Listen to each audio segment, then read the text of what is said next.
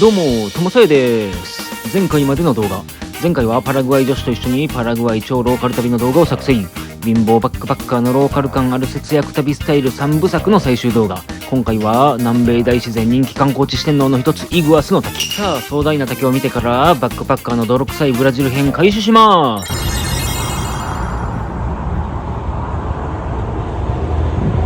起きてください。起きてください。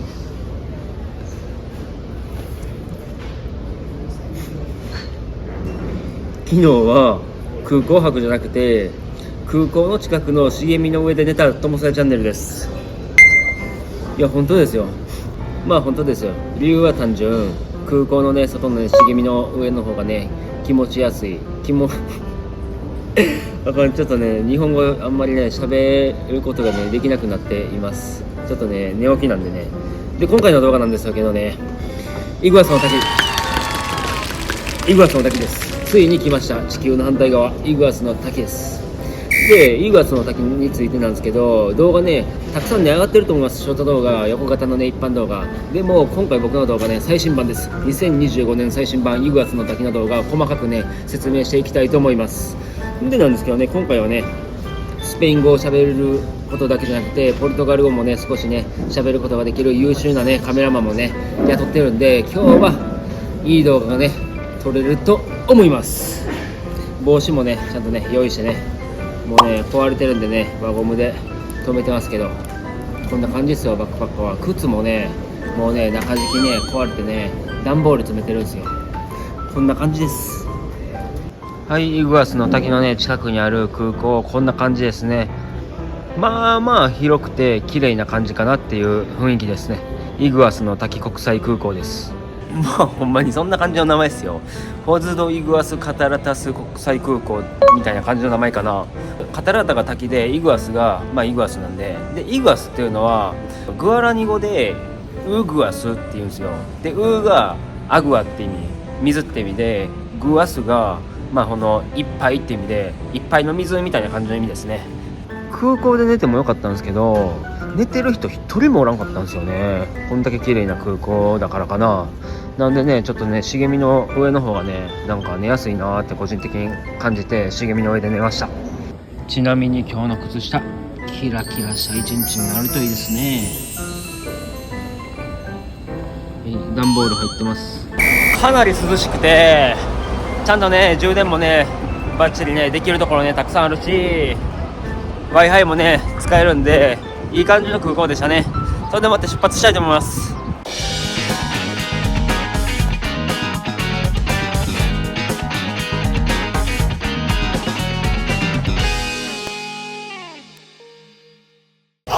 せっかくね優秀なカメラマン雇ったけど、優秀なカメラマンねイグアスの滝人生で3回行った言うてるんですよ。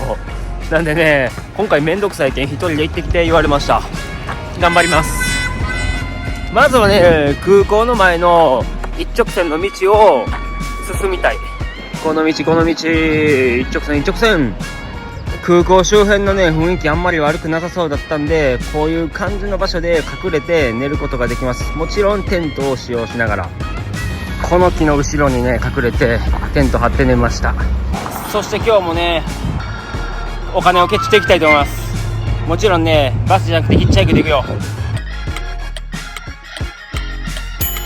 はい無理です。約40分しかヒッチハイク頑張ってないけど、もうね止まってくれる気配がないんで、なんかねあそこにバス停があるんで、もうバス停で待ってもうバス乗って行こうかなと思いますね。マジでバス停に座ってるだけじゃねバス止まってくれん。普通に去っていった。俺追いかけたけど去っていったな。目は追うたけど無理止まれんみたいな感じの勢いだったっすわ。思った以上に衝撃的でしたね。まさかのめっちゃ近かった。こんなんだったらねヒッチハイクとかバス待ったりとかせんでもよかったし、マジで歩いてこれるレベルだった。思った以上に近かったな。そんな感じでチケット購入しました。外国人現在2025年の11月なんですけど、支援と DS シエテで117レアルですね。クレジットカードで払いました。もちろんクレジットカードで使えます。で一応コインロッカーあるんですよ。まあこんな感じで結構な人数並んでいますね。30分ぐらい並んでやっとなんかバスに乗れると思ったら、滝までのまたこんな感じでたくさん並んでます。やばい、なんかね雰囲気ね USJ ユニバーサル・スタジオ・ジャパンのね雰囲気がねプンプン出ています。約1時間並びました。もうちょっと並びそうな感じですね。でねこれね11時半ってね書かれてるんですけど、もうね時間関係ないですね。11時半も余裕で過ぎてます。これに何の意味があるんだろうかっていう感じで、こっからバスに乗ってまた違うところに向かうっていう雰囲気です。結構長いね。 USJ のアトラクション並んでるような、ほんまにそんな雰囲気ですわ。結局最初1時間ちょい並びました。そして2階建てのバスじゃないっていうちょっと残念な感じなんですけど、このバスにも乗っていきます。基本的に常にヒッチハイクで行動しているので、こんな Wi-Fi 付きで快適なバスに乗るの超久しぶり。約 2,30 分ぐらいかな、バスに乗ってこのねイグアスの滝まで来ました。思った以上に速攻滝見れますね。パッとバス降りた瞬間パッとイグアスの滝あるみたいな感じです。まあちょっと遠いけど綺麗かなって感じ。今のところたまたまほんまにバスで偶然出会った日本人の方、サンボさんと一緒に楽しんでます。サンボさんね地球で遊んでます。もうついこの間ね南極行ってたらしい。南極がいい南極でスキーして、アイスランドでスキーして、こんな感じのトレッキングルートを進んでいって、ちょっとずつね滝に近づいていくって感じかな。で向こうに見えるのがアルゼンチン側。アルゼンチン側はブラジル側で見るよりかはちょっとね値段がね高い。だいぶ滝が近くに見れるようになってきたような感じがします。でここがね一応写真スポットみたいな感じなんですけどね、みんな結構並んでるんですよね。なんでね僕はねそこまでして写真撮りたくはないかなっていう正直な感想。本当にこんな感じで滝を見ながらひたすらトレッキングしているような感じです。何かわからん、タヌキみたいな生物がねあそこにいます。あっち側にちょろっと見えてるのがメインの悪魔の喉笛っていうような場所らしいですね。大人気観光地のね一つなんで、それなりにやっぱね観光客もいますね。バスがちょこちょこっと来て待っての繰り返しで、人数制限とかもされてるんで、そんなめっちゃくちゃね人でごった返してるような感じではないですわ。まあ金曜日なんでね、滝からのコカ・コーラからのプリケツからのさあ滝を見に行きましょう。人がたくさんいるんで見えません。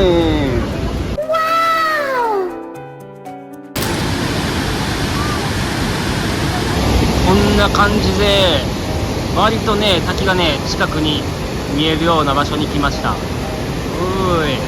なかなかの迫力ですわ。そしてねあっち側に見えるのが悪魔の喉笛ですね。ディアブロでガルガンダでディアブロか。でね上の方がねアルゼンチン側、アルゼンチン側のイグアスの滝に行ったら上の方に登れて、こっち側に見えるのがブラジル側見えるかな、見にくいかもしれないですけど、ここまで僕たちは後でね行くことができます。サンボさんがパンくれましたありがとうございます。いやでもほんまうまいですね。多分めっちゃ美味しいです。尻尾に火がついていない糸影。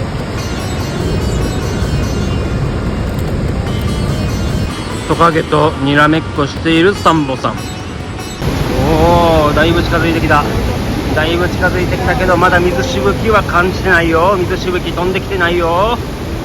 びしょ濡れになることもありません。まあ確かにねこう見るとでかい。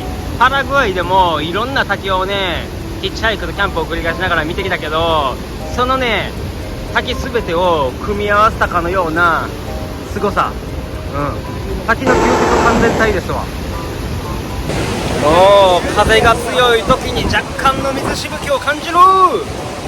素晴らしい。涼しい。そしてね僕の頭がねツルツルペロンペロンしてますね。もうね昨日シャワー浴びてないんで逆に今水しぶき欲しいですわ。髪洗いたい。まるで大自然の温泉のようだな。見て床がだいぶ濡れてる。僕の靴下はちょっとダサいんで見といてな。そんなこんなでね水しぶき感じてるよ。水しぶき感じてるけどねまだね足りない。僕は昨日シャワーを浴びてないので、もっともっと水しぶきが欲しい。なかなかね、カメラがね、曇ってくるんですよね。水しぶきがね、多いんで。まあ、それにしてもね、壮大っすわ。壮大の一言。はい、かわいい子ちゃん。いや、こんだけ人おったらね、ガンガンね、腕がぶつかってくるんで、結構ね、携帯落としそうになる。こんだけ人おるもん。携帯マジで落としそうになる。素晴らしいね。そしてここに虹が見えますか、皆さん。素晴らしいです。いっぱい鳥が飛んでるよ。宮崎県の高千穂峡を50倍すごくした感じですね。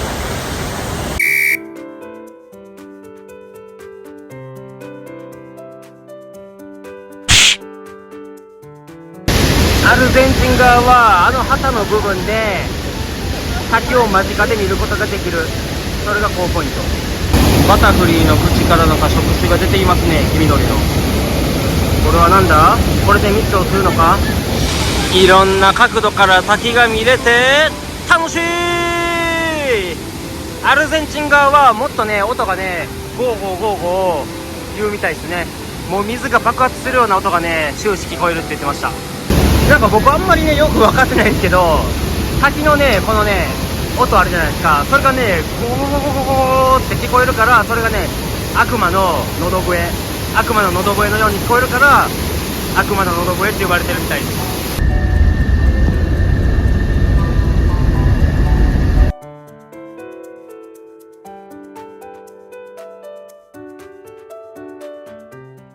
エレベーターから降りて、滝の上から滝を見てみる。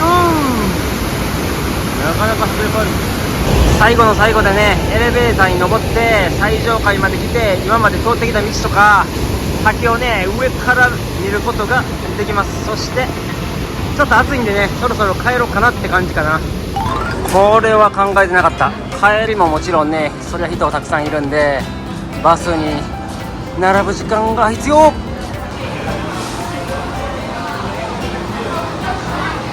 マグネット 29.9 レアル。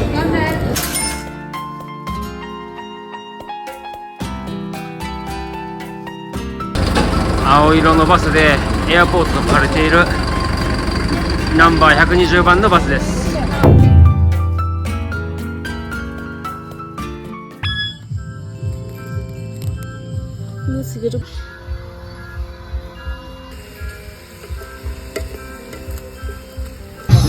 サルー。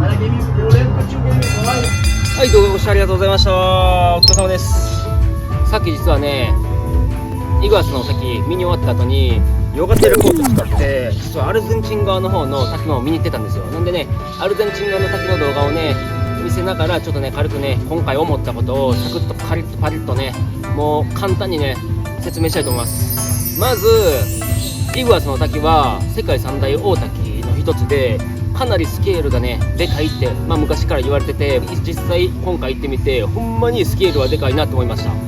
マジでね、見に行くんだったらいろんな滝を見に行ってからイグアスの滝を見に行った方が絶対いいです、これ見て今まで見てきた滝のレベルの低さになんか驚いたというかあれを見たら他の滝ねもう見えないですって言いつつも、いろんな滝ねこれからも見に行きたいなと思うんですけど、世界三大大滝ナイアガラとかビクトリアフォールとかで、今回行ったイグアスの滝もあるし、でベネズエラとかに行ったらエンジェルホールだったりとか、世界中にいろんなね綺麗な滝あるんですけど、僕もね今まであんまりそんなでっかい滝見たことなかったんで、今回はほんまに心にね刺さりましたね。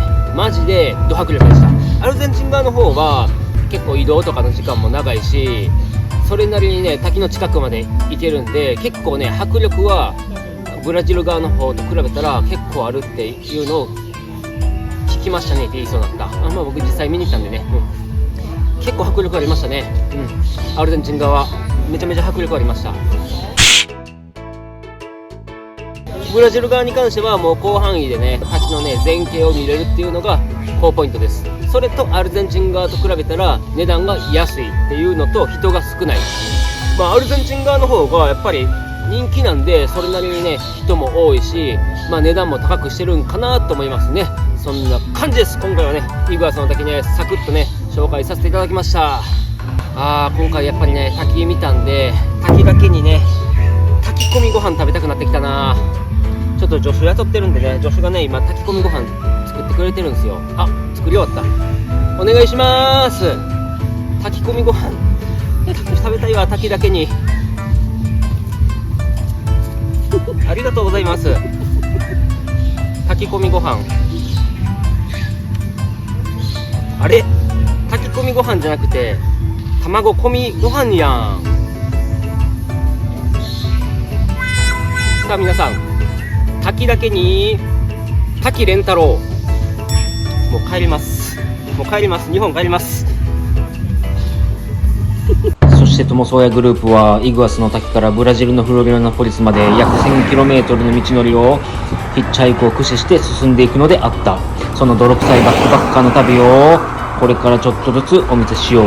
まさかのヒッチハイク先で鬼滅の刃を発見しました。こんにちは、ありがとうございます子供たちからポーカーのやり方を教わるトモソーヤ。100円安すぎるって。バイバイ、ありがとう、乾杯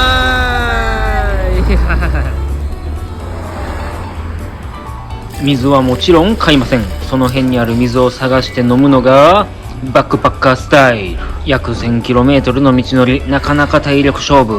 雨風強い日ももちろんヒッチハイク。これはなかなかにしんどい。そしてまさかの現地住民の優しさ。偶然通りかかったアルゼンチン人がまさかの家に招待してくれました。食事もインターネットもシャワーも全て無料。バックパッカーにはありがたい。ふかふかのベッドの上で寝ることだけじゃなくて、現地人が作る超ローカルなブラジルの料理を食べることができるんで最高ですね。ムチョグラシアス。乾杯そしてお次はパラグアイ人がトラックに乗せてくれました。バイシャパー。アイスもたくさん食べさせてもらって本当にありがたい。土砂降りの中ローカルな道をどんどんと進んでいくトモソーヤグループ。その辺に生えているバナナを収穫。自分たちのご褒美ということで、たまにはいいよね。バイバイ。ちなみにもちろんホテルには1回も泊まってない。日焼け止めは必須みたいです。たまに飲むコーヒーが至高の味なんだよ。もちろんどこにでも水道があるわけじゃない。水道を見つけた時にすかさず水を汲むバックパッカースタイル。この日は7時間もヒッチハイクで車を待ち続けたけど、本当にちょっとの距離しか進めなかった残念な日。たまに優しい現地人がフルーツを分けてくれることもある。キャンプする場所なんやけど、教会の近くや墓地の近くでキャンプすることもある。地面とかこの木をちょっとよく見てもらいたいんやけど、セミの抜け殻がめちゃくちゃついてる。そしてそのセミの抜け殻で遊ぶことができてちょっと楽しかった。トウモロコシいただきました。そして目的地の 1000km 離れたフロリアノポリス行くまでの道でちょっと寄り道、サルトサウダージという入場無料の大きな滝です。サウダージの滝。こんな感じで大自然の中体力を回復しつつ、そして今日泊まる場所はまさかのベネズエラ人が部屋に招待してくれました。調理草や鶏肉をみんなで食べながら、ビールもたくさん飲ませてもらって、白ご飯もたくさん食べて、楽しくて大満足なひとときを過ごすことができました。そして次の日も道端で飯頬張りながらヒッチハイク頑張るよ。なかなか天候には恵まれず雨の日が多いけど、ホテルで宿泊はゼロ、外食はゼロ、貧乏バックパッカー精神でなんとか乗り切ってます。自炊毎日がキャンプ飯。みんなが行ってるような同じ観光地に行って安いドミトリーに泊まって、ありきたりな観光スタイルも楽しいけど、こんな感じの旅もね意外と面白いよ。忘れてはいけないのが、重たいバックパックを担いで常に歩いています。基本的には常に田舎の大自然を歩いているので、いろんな生物を見かけるよ。とにかく常に重たい、暑い、疲れる。車が止まってくれない時は場所を変えたりしながら様子を見つつ、車が止まってくれるまでただただヒッチハイクを繰り返す。車に乗せてくれるだけじゃなくてプレゼントしてくれる時が本当にありがたい。乾杯。乾杯。毎日ベッドの上で寝ているわけじゃないので常に疲労困憊しています。最後の最後に奇跡が起きました。拾ってくれたブラジル人のおっちゃんがまさかのフロリアノポリスまで一直線200キロってことで無事ゴールに到着。動画ではマジで一部分しか見せることができなかったけどリアルでは約3週間かかりました。フロリアノポリスまでイグアスの滝から3週間。超ローカルで泥臭い長い旅だったよ。